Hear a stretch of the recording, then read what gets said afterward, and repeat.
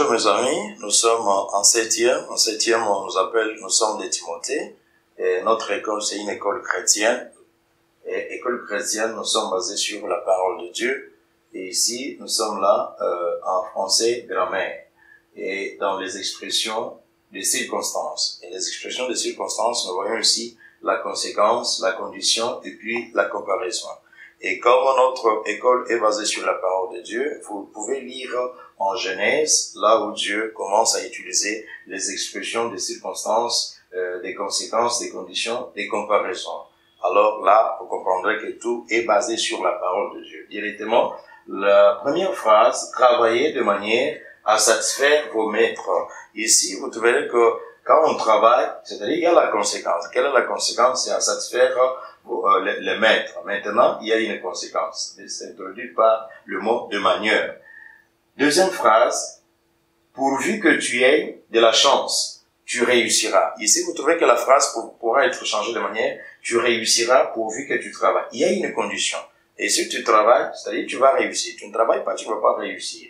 Troisième phrase, qu'il vienne à pleuvoir, tout sera inondé. Vous trouverez qu'ici, il y a aussi une condition. C'est ainsi que nous parlons d'une expression des conditions. La quatrième phrase, il est homme à faire ce voyage. Ici, il y a la conséquence. C'est-à-dire, c'est lui qui convient à faire ce voyage, c'est cet homme. On voit qu'il y a une conséquence qui est là. Dans la cinquième phrase, vous réjouissez, donc vous êtes coupable. On voit la conséquence qui est là. Pourquoi ce monsieur, il est en train de rougir? C'est parce qu'il est coupable. C'est ça la conséquence qui s'est fait voir là-bas dans le mot. Et vous trouverez que ces expressions sont introduites par des mots ou soit par des verbes. Alors, je ferai comme vous ferez. Ici, il y a la comparaison, l'expression de comparaison. Et même la dernière phrase, il est aussi grand que je le suis. Et vous trouverez que dans la dernière phrase, il y a l'expression de comparaison qui est exprimée là-bas. Mes amis, nous sommes là déjà dans les réténons ou rétiens.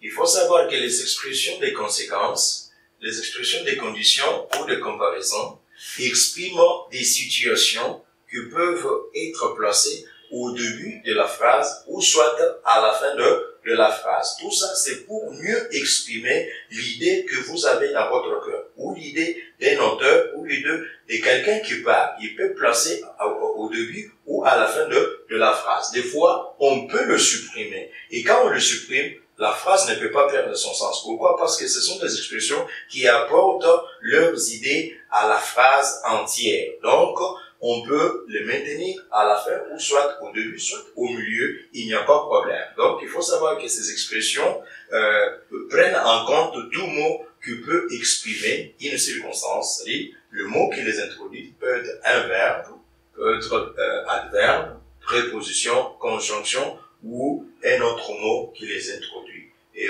pour plus de précision, voir dans notre livre précis de grammaire.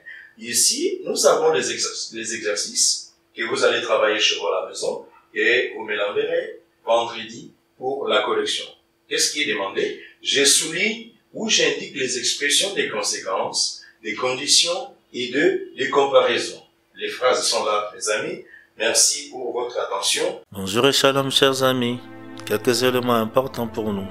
Chers amis, la Bible dit, dans le livre de Proverbes chapitre 23, le verset 12, « Ouvre ton cœur à l'instruction et tes oreilles aux paroles de la science. » Proverbe 23, le verset 23, « Acquiert la vérité et ne la vends pas la sagesse, l'instruction et l'intelligence. » Voilà pour nous les éléments à retenir dans le cadre de l'éducation chrétienne.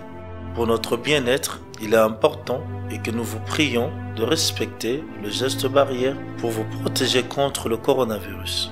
Quelques gestes à respecter. Restez chez vous, protégez-vous en portant le masque et le gant. Touchez dans le coude, lavez-vous fréquemment les mains avec du savon. Ne touchez pas votre visage avec les mains. N'éternuez pas sur la paume de vos mains. Gardez une distance de 1 mètre au minimum vis-à-vis des autres. Que Dieu vous bénisse. À la prochaine.